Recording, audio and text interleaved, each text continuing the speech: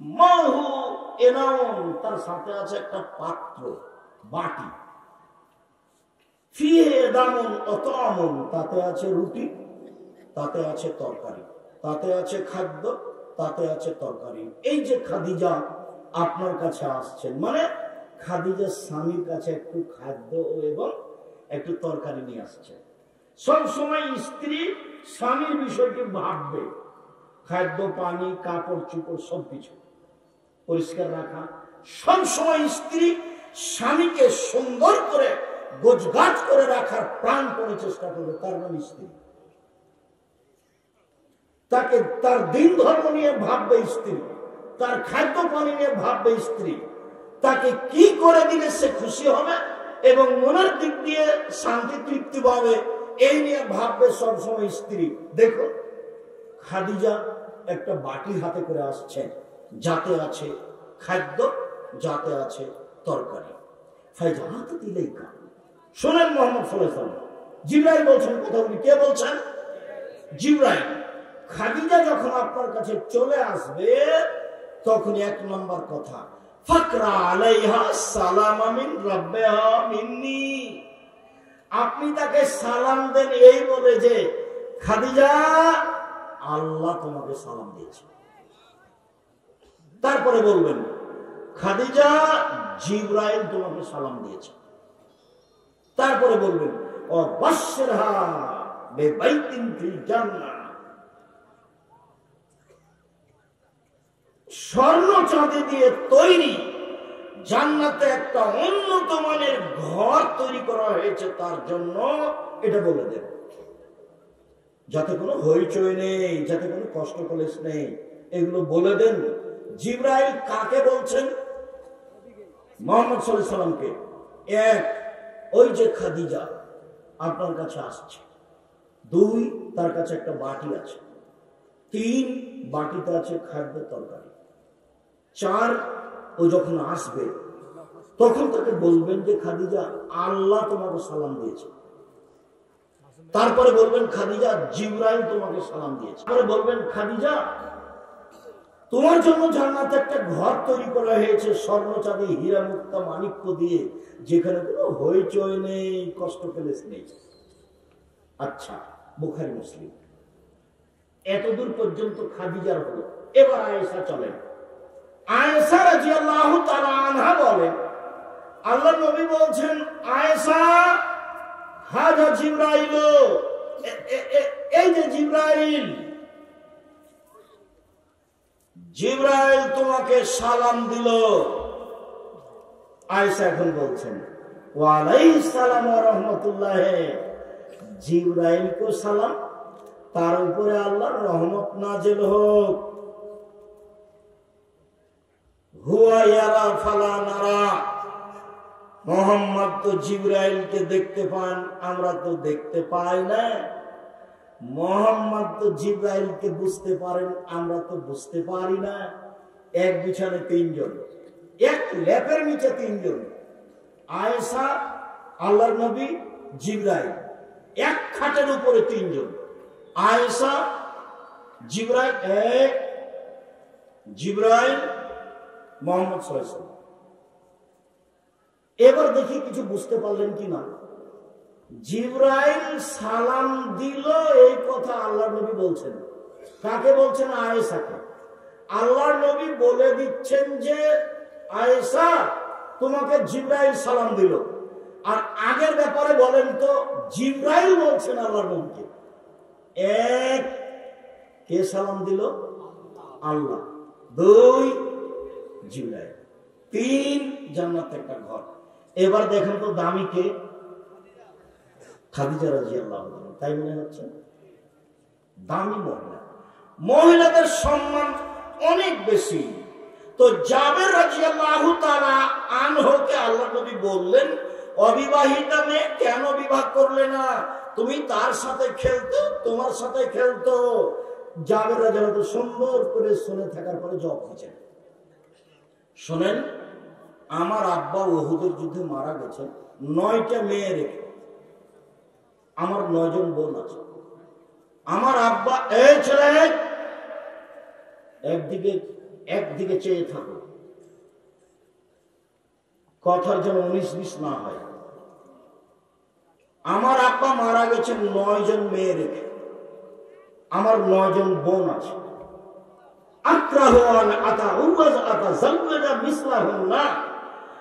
এদের মতো কম বয়সের মেয়েকে আমি বিবাহ করতে রাজি নই। অনেক বর্ণনা এসেছে বুখারী। খারকা, এদের মতো কম বুদ্ধির মেয়েকে আমি বিবাহ করতে রাজি নই 4টা কারণে। এক, লেতুয়াল্লিমাহুন্না, আমার স্ত্রী যেন আমার বোনদেরকে বিদ্যা শেখাতে পারে। 2, লেতুয়াদ্দিবাহুন্না, আমার স্ত্রী যেন আমার বোনদেরকে শিষ্টাচার শেখাতে পারে। 3, লেতুরাজ্জিলাহুন্না, আমার স্ত্রী যেন আমার বোনদের মাথার চুল চিরুনি করে সাজগোজ করে রাখতে পারে। 4, লেতাকুমা আলাইহিন্না, আমার স্ত্রী যেন আমার বোনদের উপরে পাহারা দিতে পারে। সেই জন্য বেশি বয়সের মেয়ে বিবাহ করেছি। 1, বিদ্যা শিখাবে মা ছেলে মেয়েকে। 2, শিষ্টাচার শিখাবে মা ছেলে মেয়েকে। 3, কাপড় চোপড় পরিষ্কার করে সুন্দর করে সাজগোজ করে রাখবে মা ছেলে মেয়ে। 4, ছেলে মেয়েকে পাহারা দিবে মা। তাহলে মা হলো ছেলে মেয়েদের জন্য পাহারাদার, গার্ড, পাহারাদার। সবাই বুঝি পাহারাদার। এই কথা আমি বলিনি, রাসূল সাল্লাল্লাহু আলাইহি ওয়াসাল্লাম বলছেন। হাদিস বুখারী মুসলিম। জাবের রাসূলের সামনে নকল করছে। সম্মানিত দিনী ভাই বোন, শিষ্টাচার, শিষ্টাচার কি জিনিস কেউ বুঝে না। শিষ্টাচার কি জিনিস? শিষ্টাচার, যখন বাচ্চাকে কাপড় পরাবে মা, তখন ডান হাতের কাপড়টা আগে পরাবে। যখন স্যান্ডেল পরাবে মা, তখন ডান পায়েরটা আগে পরাবে। তার নাম শিষ্টাচার। মায়ে বলে দিবে পেশাব পায়খানায় বসলে ঢুকলে দোয়া পড়ো। মায়ে বলে দিবে মসজিদে ঢুকলে ডান পা আগে দিবা। মায়ে বলে দিবে ডান হাতে গিলাস ধরে পানি পান করবা। শিষ্টাচার, শিষ্টাচার কি জিনিস? মায়ে বলে দিবে শোনো, রাস্তা দিয়ে হাঁটলে মানুষকে সালাম দিবা। শিষ্টাচার। বাড়ি থেকে যখন বের হবা তখন আমাকে সালাম দিয়ে বের হবা। শিষ্টাচার। মাই জানে না শিষ্টাচার কাকে বলে। কি দিয়ে ছেলে মেয়েকে মা শিষ্টাচার শিখাবে? শিষ্টাচার। সকল নবীর ছিল 10টি শিষ্টাচার, সকল নবীর ছিল 10টি খাসলাত, সকল নবীর ছিল 10টি বৈশিষ্ট্য, অভ্যাস। 1, মোচ কেটে ফেলা, চেঁচে ফেলা নয়। 2, দাড়ি বড় করা। দাড়ি চেঁচে ফেললে আল্লাহর পক্ষ থেকে অভিশাপ হবে। দাড়ি চেঁচে ফেললে মানুষ নারী হতে চায়, দাড়ি না থাকা নারীর সাদৃশ্য। দাড়ি চেঁচে ফেললে চোখের পাওয়ার কমে যাবে। দাড়ি চেঁচে ফেললে স্ত্রী মিলন ক্ষমতা কমে যাবে। দাড়ি চেঁচে ফেললে আল্লাহর পক্ষ থেকে তার উপরে অভিশাপ হবে। শিষ্টাচার। পেশাব পায়খানার পরে পানি দিয়ে পবিত্রতা অর্জন করতে হবে। আগে ঢেল টিস্যু পেপার পরে পানি, এই কথা মিথ্যা। আগে ঢেল টিস্যু পেপার পরে পানি, এই কথা মিথ্যা। যখন পানি নেই তখন ঢেল টিস্যু পেপার, এটাই সত্য।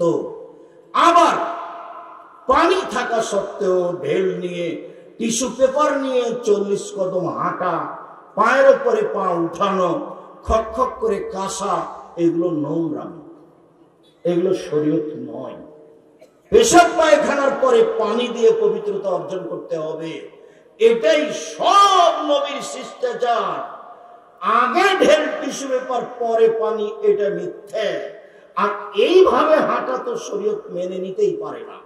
পুরুষকে পবিত্র হওয়ার জন্য যদি টিস্যু পেপার নিয়ে 40 কদম হাঁটতে হয়, পায়ের উপরে পা উঠাতে হয়, খক খক করে কাশতে হয়, তাহলে তার স্ত্রীকে করতে হবে না? তার স্ত্রীও ঢেল নিয়ে 40 কদম হাঁটবে, কেন এ জান্নাতে যেতে চায়, ও যাবে না?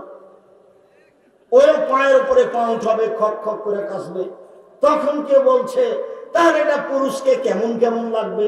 তো পুরুষও যখন এভাবে হাঁটে তখন নারীকেও কেমন কেমন লাগে, একই বিষয়। মানে এটা ধর্ম নয়, এটাই নবীগণের শিষ্টাচার যে পেশাব পায়খানার পরে পানি দিয়ে পবিত্রতা অর্জন করতে হবে। তারপরে শিষ্টাচার, নখ কেটে ফেলতে হবে। পুরুষ নারী সবার হাতের নখ বড় রাখা, নখে নেইল পালিশ দেওয়া ইহুদি খ্রিস্টানদের পতিতালয়ের বৈশিষ্ট্য, মহিলাদের বৈশিষ্ট্য। নখ বড় রাখা, নখে নেইল পালিশ দেওয়া ইহুদি খ্রিস্টানদের পতিতালয়ের মেয়েদের বৈশিষ্ট্য। নখ বড় রাখা, নখে নেইল পালিশ দেওয়া ইহুদি খ্রিস্টানদের পতিতালয়ের মেয়েদের বৈশিষ্ট্য। কপালে টিপ দিতে পাবে না, এটা হিন্দুদের নীতি। হিন্দু মেয়েকে বিবাহ করার 10টি পদ্ধতি ছিল, তার একটি পদ্ধতি হলো রাক্ষসী বিবাহ। মেয়ের হবে তার মানে তাকে সাজগোজ করে থাকতে হবে। সাজালে কুজালে হয় নারী, আর লেপলে কুচলে হয় বাড়ি, চাঁপাইনবাবগঞ্জের এলাকার ভাষা। সাজালে কুজালে হয় নারী, আর লিপলে পুছলে হয় বাড়ি। নারীকে সাজগোজ করেই থাকতে হবে। ভাত চাউল ধান সিদ্ধ করে কালি মেঘে থাকা ঠিক নয়, এটা আল্লাহ রাসূলও চায় না। ওরা সব সময় সুন্দরী হয়ে থাকবে, এটাই মুহাম্মদ সাল্লাল্লাহু আলাইহি সাল্লাম চায়। বলছিলাম সম্মানিত দিনী ভাই বোন, নারী বুঝতে পারলো না নিজের মর্যাদা, যার কারণে ভুল পথে চললো। রাসূল সাল্লাল্লাহু আলাইহি সাল্লাম বলেন, মহিলারা যদি 4টা কাজ করে তাহলে জান্নাতে চলে গেছে। 1, 5 ওয়াক্ত সালাত, 2, রমজান মাসের রোজা, 3, স্বামীকে মেনে চলা, 4, জেনায় লিপ্ত না হওয়া। এই 4টা কাজ যদি করে তার জন্য জান্নাতের সব দরজা খোলা। মুহাম্মদ সাল্লাল্লাহু আলাইহি সাল্লাম বলেন, এই ছেলে বসো, তুমি কি ব্যস্ততা দেখাচ্ছ, থামো, আমরা কাছাকাছি চলে আসছি, তুমি প্রয়োজন দেখায় না, পরিবেশ নষ্ট করো না। যে বাচ্চা ছেলে আপনার পাশে বসে আছে ওকে খুব সতর্ক সাবধান করবেন, ও যেন পরিবেশ নষ্ট না করে। আমরা অল্প সময়ের মধ্যেই আলোচনার শেষের দিকে চলে যাব, কাজেই বিরক্তিবোধ আমাকে দেখাবেন না, আপনি ধৈর্যের পরিচয় দিবেন। সম্মানিত দিনী ভাই বোন, আল্লাহ নবী বলছেন, নবী ফিল জান্নাহ, নবী জান্নাতে যাবে। আর শহীদ ফিল জান্নাহ, শহীদ জান্নাতে যাবে। আর সিদ্দিক সত্যবাদী ফিল জান্নাহ, জান্নাতে যাবে। ও নিসা আহলুল জান্নাহ, মহিলারাও জান্নাতে যাবে। এই কথা বলে আল্লাহ রাসূল চুপ থাকলে ভালো হতো, কিন্তু মহিলারা জান্নাতে যাবে এই কথা যখন বললেন তখন আল্লাহ রাসূল আরেকটু কথা বাড়িয়ে দিলেন।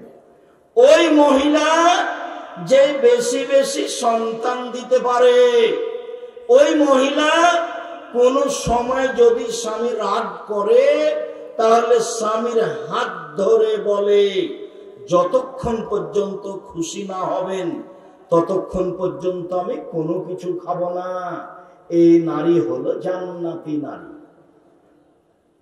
আবার বুঝেন, 1, নবীগণ জান্নাতে যাবেন, 2, শহীদেরা জান্নাতে যাবে, 3, সত্যবাদীরা জান্নাতে যাবে, 4, মহিলারা জান্নাতে যাবে।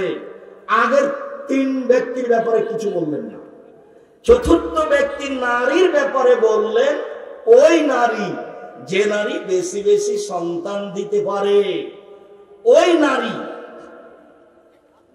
যে নারী স্বামী অসন্তুষ্ট হলে হাতে হাত রেখে বলে, যতক্ষণ পর্যন্ত আপনি খুশি না হবেন ততক্ষণ পর্যন্ত কোনো কিছু খাবো না, এ নারী জান্নাতি নারী। রাসূল সাল্লাল্লাহু আলাইহি ওয়াসাল্লাম বলেন, খায়রুন নিসায়ে, পৃথিবীতে সবচেয়ে দামি নারী ওরা। এই যে আমার হাত আথু, স্বামী আদেশ করলে পালন করে, স্বামীর সাথে কথা বললে হাসি মুখে বলে।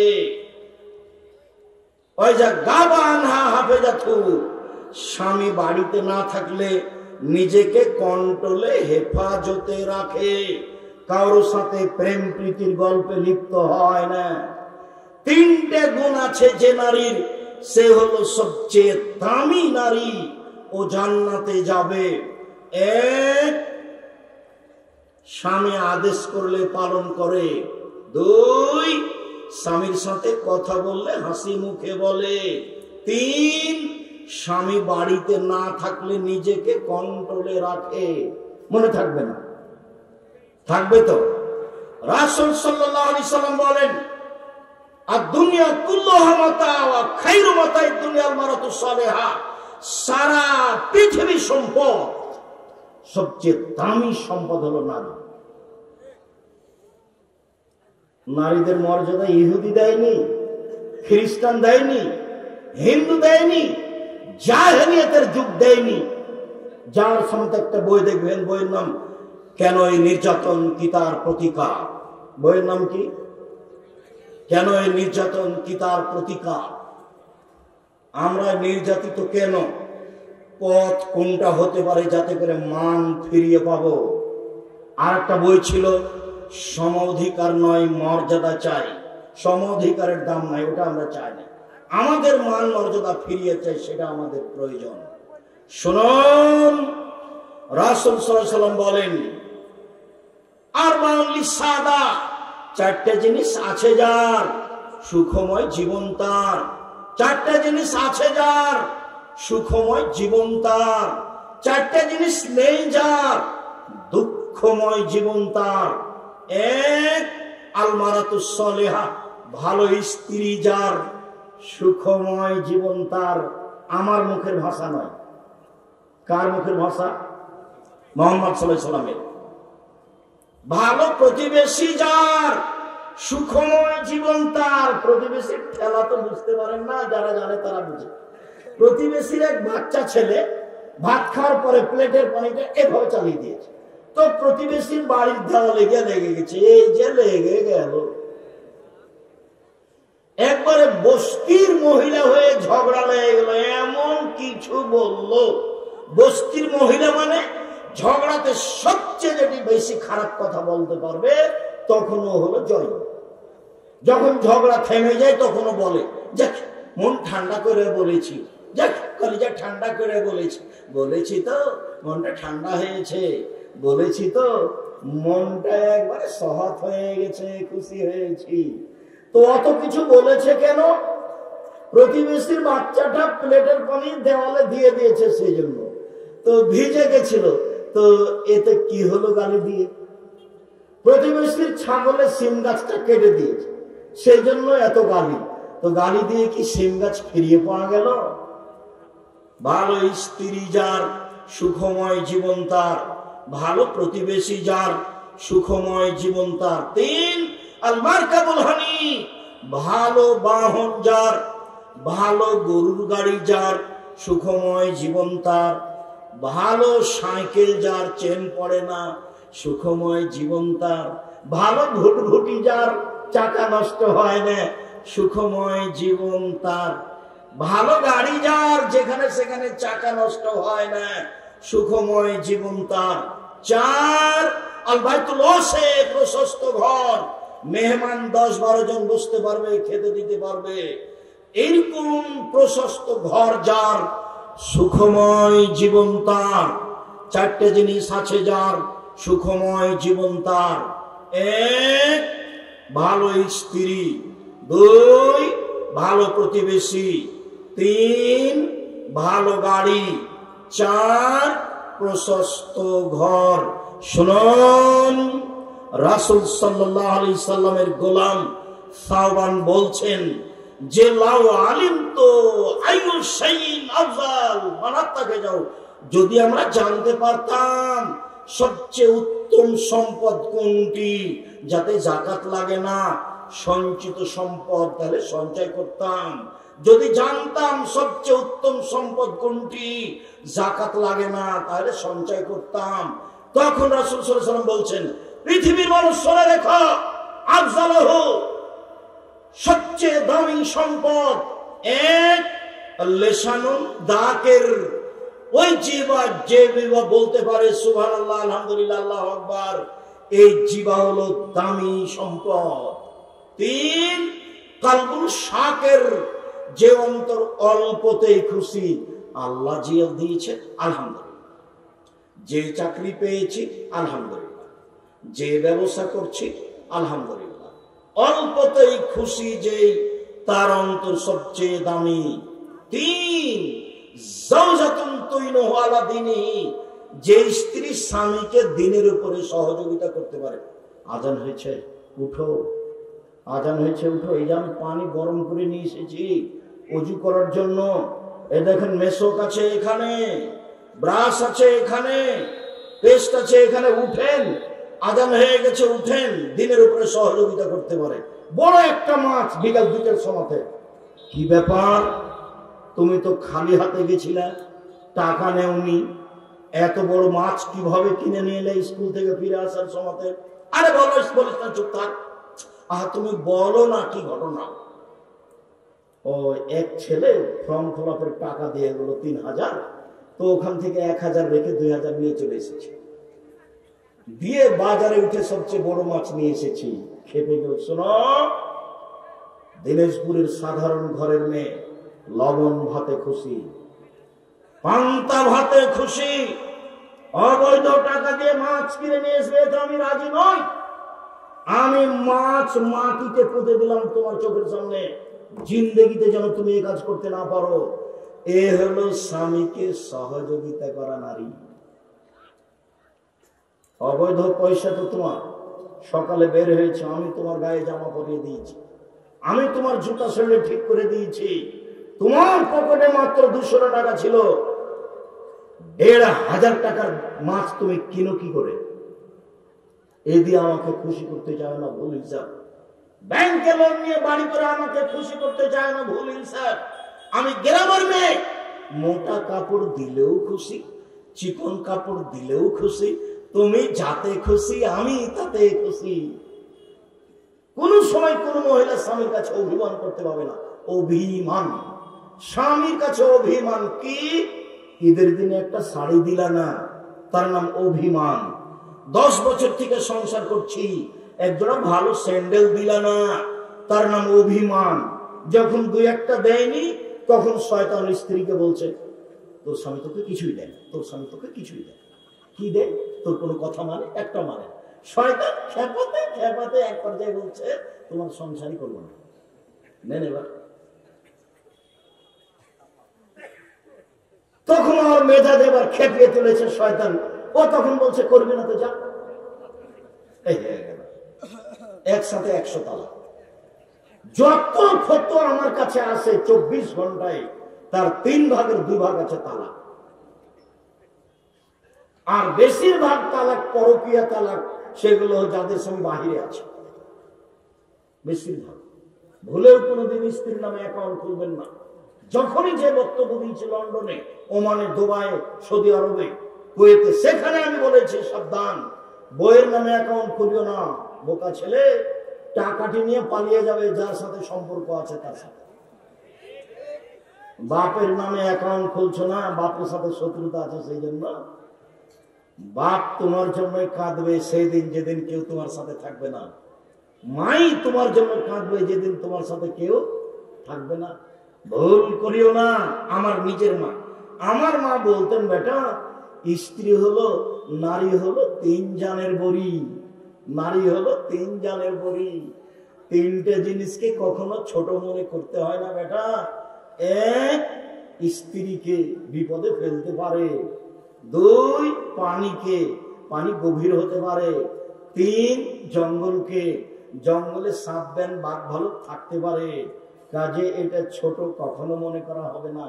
আমার মা আমাকে নিজে বলতেন। যে একটা কাহিনী শোনাতেন, সেটা এখন আমি বলতে পারছি না, যে স্ত্রীর সামনে সব কথা খুলে বললে বিপদ এ আসবে। তো এতে একটা কাহিনী শোনাতেন, সেই কাহিনী অবাক। অবাক কাহিনী। আমিও অবাক হতাম এই কাহিনী শুনে। ঠিকই তো, স্ত্রী তো স্বামীকে বিপদে ফেলেই দেয়। না, এক মিনিট, আমার মায়ের কাহিনীটা আপনাকে শোনায়। দুই বন্ধু একসাথে থাকতো। আমার মা বলছে কোন সময় কেউ কাউকে ছেড়ে থাকতো না। এক লোক বলছে যে হ্যাঁ, এদের বন্ধুত্ব ভেঙে দেবো, দেখি পারা যায় কিনা। তা দুইজন বন্ধু এক জায়গায় বসে আছে। তো একটা লোক গিয়ে বলছে শোনো, তো দুইজনে উঠে আসছে। আরে না না, একজন আসে। তো একজনকে জিজ্ঞাসা করে চেয়েছে একটা ধানের কয়টা চাল হয়? একটাই হয়। ঠিক আছে, যাও, এটাই জিজ্ঞাসা করছে। এবার এখন ওর বন্ধুর কাছে ফিরে যেতে বলছে। ও কি বললো? তো বলছে যে একটা ধানের 2টা চাউল হয়। তো বললো না, একটাই হয়। বলছে না, এটা বলেনি, আরো কিছু বলেছে। আরে না, এটাই বলেছে। না, কিছু বলেনি, এটাই বলেছে। তো তর্ক বাড়তে বাড়তে এক বন্ধু আর এক বন্ধুকে পানিতে ডুবিয়ে মেরেছে। তো যখন পানিতে ডুবিয়ে ধরেছে তখন শ্বাসের কারণে পানির ভুলভুলিটা উপরে দেখা যাচ্ছিল, শ্বাসের কারণে।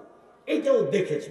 অনেকদিন পরে একদিন স্বামী স্ত্রী বাড়ির বারান্দায় বসে আছে, বৃষ্টি হচ্ছে, চালের পানি টপ টপ করে নিচে পড়ছে। তো ফোঁটা যখন পড়ছে তখন পানির উপরে পড়ে ওখানে দেখা যাচ্ছে, পানির ভুলভুলিটা দেখা যাচ্ছে। কথা বুঝতে পারলেন না? তখন স্বামী ওই অবস্থা দেখে হেসে উঠেছে। স্ত্রী চোখের সামনে ছিল। স্ত্রী বলল যে কি ব্যাপার, তুমি হাসলে কেন? না, কোনো কারণ নেই। অবশ্যই কারণ আছে। বলো তুমি হাসলে কেন? অবশ্যই কারণ আছে। না, কোনো কারণ নেই। যখন খুব চেপে ধরেছে তখন বলেছে যে এই ঘটনা। বাস জেনে নিল একদিন স্বামী স্ত্রী গন্ডগোল লেগে গেছে। তখন বলো তুমি কত ভালো মানুষ, তোমাকে ভালোভাবে চিনি, তুমি উমুককে মেরে ফেলেছো, এই ঘটনা। জানতে পেরে জেল হয়ে গেল। নারী হলো 3 জানের বড়ি। আমার মা আমাকে শোনাতেন। সম্মানিত দিনী ভাই বোন, রাসূল সাল্লাল্লাহু আলাইহি সাল্লাম নারীদের সম্মান মর্যাদায় অনেক কথা বলেছেন। আজকের জন্য সংক্ষিপ্ত এই পর্যন্ত বলেই, নারীদের ব্যাপারে খুব সাবধান, নারীদের ব্যাপারে খুব সতর্ক। আউয়াল ফিতনা ফি বনি ইসরাইল ফিন নিসায়ে, প্রথম বিপদ নারীদের মাঝেই ছিল। এই পর্যন্ত আজকের মতো বলে আমি আপনাদেরকে আমাদের যে বই পুস্তক ইষ্টে যা আছে সবগুলি নিয়ে যাওয়ার জন্য আন্তরিকভাবে অনুরোধ জানিয়ে, নিজের আহাল পরিবারের জন্য যেমন দোয়া করেন, জামিয়া সালাফের জন্য দোয়া করার অনুরোধ জানিয়ে সকল দিনী ভাই বোনকে বিশেষভাবে আল ইতিসাম পত্রিকা আব্দুল্লাহর বই আছে মিন্নাতুল বারি, কিছু প্রশ্নের উত্তর আছে। আব্দুল্লাহর বই আছে স্টেজে মিন্নাতুল বারি, বুখারীর ব্যতিক্রম ব্যাখ্যা। আমার বইটা আছে, দুয়ার বই আছে নামাজের উপরে, গুরুত্বপূর্ণ বই আছে দুয়ার এবং সালাতের উপরে। সবাই নিয়ে যাবেন। যদি টাকা না থাকে একটা পত্রিকা নেবেন। বাম দিকে আসেন, সবাই আছে আপনাদের বই পুস্তক দেওয়ার জন্য। আদর্শ নারী, আদর্শ পরিবার, কে বড় ক্ষতিগ্রস্ত, কে বড় লাভবান। আর এ সদাচরণ, সদাচরণের আমার নতুন বইটি বের হয়েছে, সদাচরণ, যা হলো নেকির সবচেয়ে বড় মাধ্যম। সেগুলি সংগ্রহ করেন।